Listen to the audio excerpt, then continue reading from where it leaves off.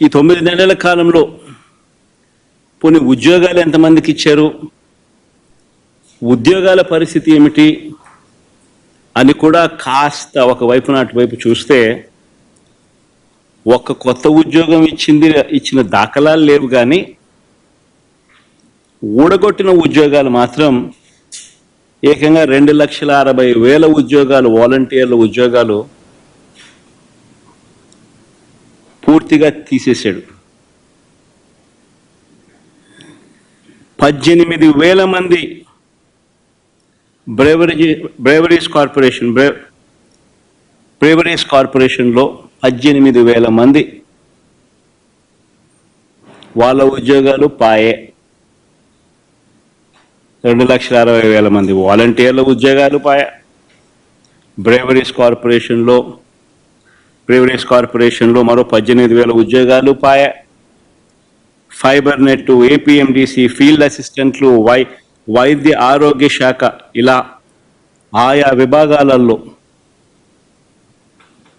వేల సంఖ్యలో ఉద్యోగాలు పూర్తిగా తీసేశారు.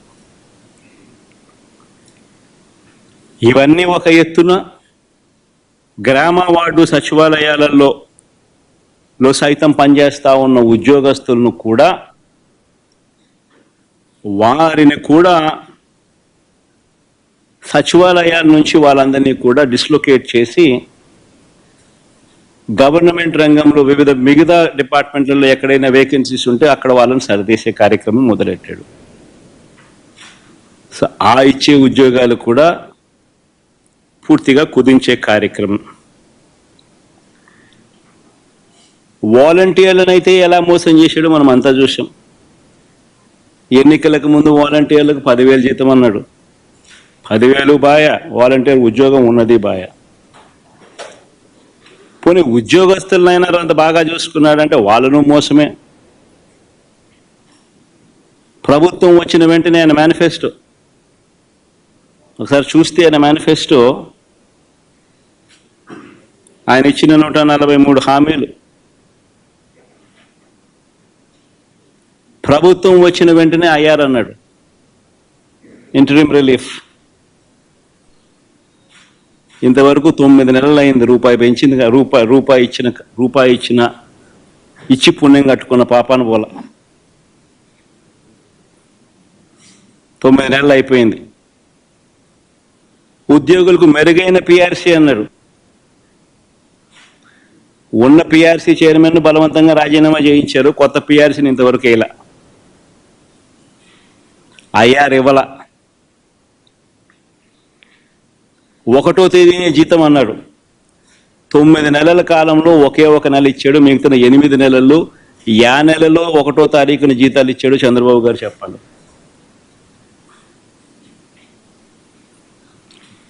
3 డిఎల్ పెండింగ్,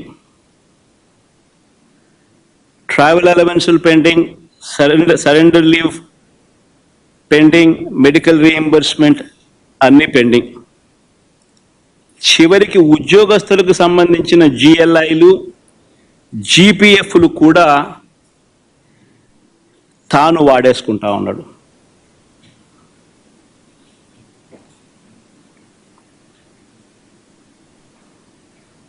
ఈరోజు రాష్ట్రంలో పరిస్థితి ఇది.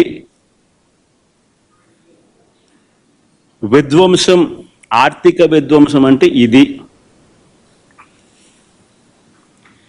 మరోవైపున ఆంధ్ర రాష్ట్రాన్ని సుస్థిర రాష్ట్రంగా మార్చేందుకు, ఆంధ్ర రాష్ట్రం పొటెన్షియల్ను పెంచేందుకు ఒక విజన్తో రాష్ట్రానికి తన సొంత వనరులు పెరిగేలా శాశ్వత ప్రాతిపదికన రాష్ట్రం మెరుగ్గా ఉండేందుకు పోర్ట్ బేస్డ్ ఇండస్ట్రియలైజేషన్ తీసుకొచ్చే క్రమంలో భాగంగా ఆంధ్ర రాష్ట్రం ఎప్పుడూ చూడని విధంగా మా హయాంలో, అంటే వైఎస్ఆర్సీపీ హయాంలో ఏకంగా 4 పోర్ట్లను కట్టడం మా హయాంలో జరిగింది.